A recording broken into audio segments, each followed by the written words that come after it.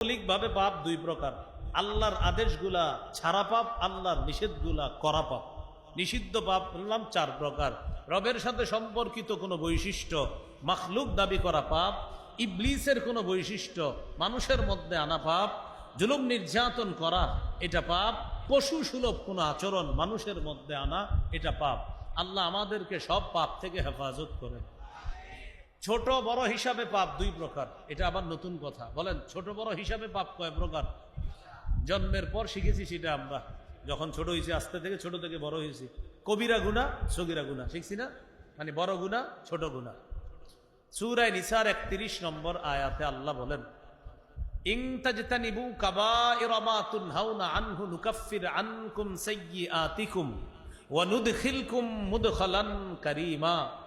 যদি তোমরা কবিরা গুনাহ থেকে বাঁচো, আমি আল্লাহ খুশি হয়ে তোমাদের সগীরা গুনাহ মাফ করে দিব। মৃত্যুর পর সম্মানের জায়গা তোমাদেরকে জান্নাতে প্রবেশ করাবো। গুনাহ মাফের অনেক উপায়।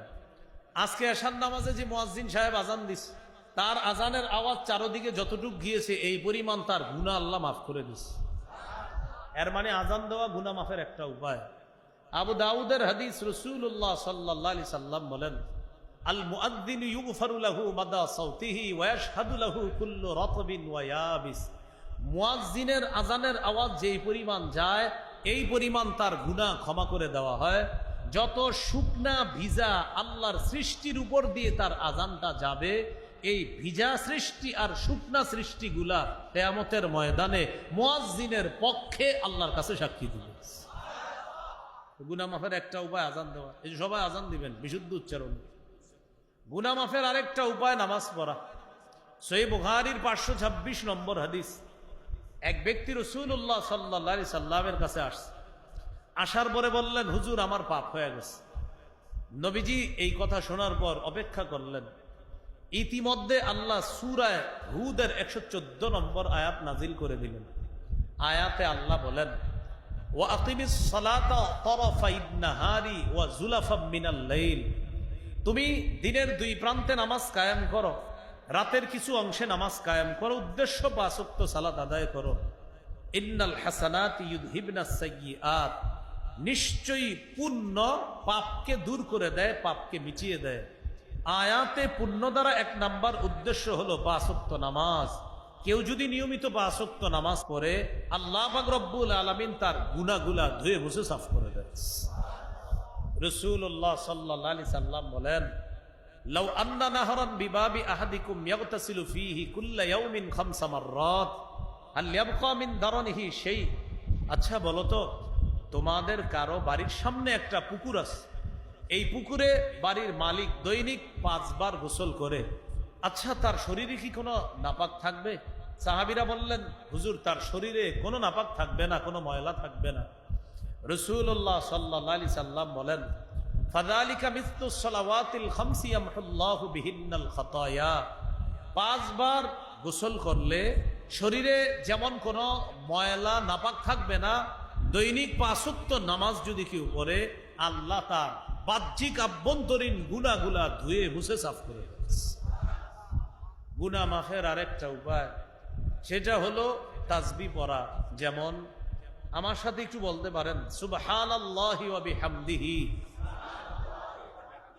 সুবহানাল্লাহি ওয়া বিহামদিহি।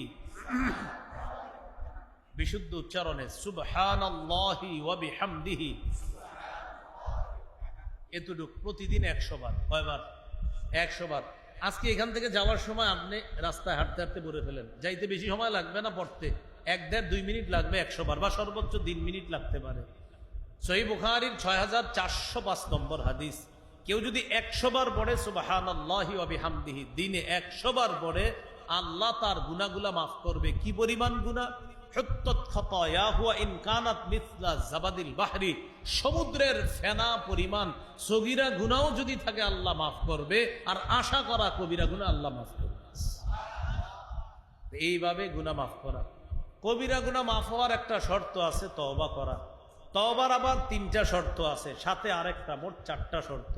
বলেন তওবার 3 শর্ত, সাথে আরেকটা, কয়টা? 4টা। সাথে আরেকটা কেন বললাম, পুরো আলোচনা শুনলে বুঝবেন। তওবার 1 নাম্বার শর্ত, আল ইকলাউ আনিল মাসিয়া, গুনাহ থেকে ফিরে আসা। 2 নম্বর শর্ত আর নাদামু আলাল মাসিয়া, গুনাহের উপর অনুতপ্ত হওয়া। 3 নম্বর শর্ত আল আজমু বিল জাজম, দৃঢ় প্রতিজ্ঞা করা আমি ভবিষ্যতে এই গুনাহ করব না। এটা হলো 3টা শর্ত। গুনাহ থেকে ফিরে আসা, গুনাহের উপর অনুতপ্ত হওয়া, গুনাহ করব না বলে দৃঢ় প্রতিজ্ঞা করা। এই 3 শর্ত পাওয়া গেল আল্লাহর হকের সাথে সম্পর্কিত যেই গুনাহগুলো আছে আল্লাহ মাফ করে দিবে। রয়ে গেল বান্দার হক। এটা মাফ পাওয়ার জন্য চতুর্থ আরেকটা শর্ত আছে, বান্দার কাছে গিয়ে আপনি ক্ষমা চেয়ে তার কাছ থেকে মাফ চেয়ে নিতে হবে, অন্যথায় আল্লাহ মাফ করবে না।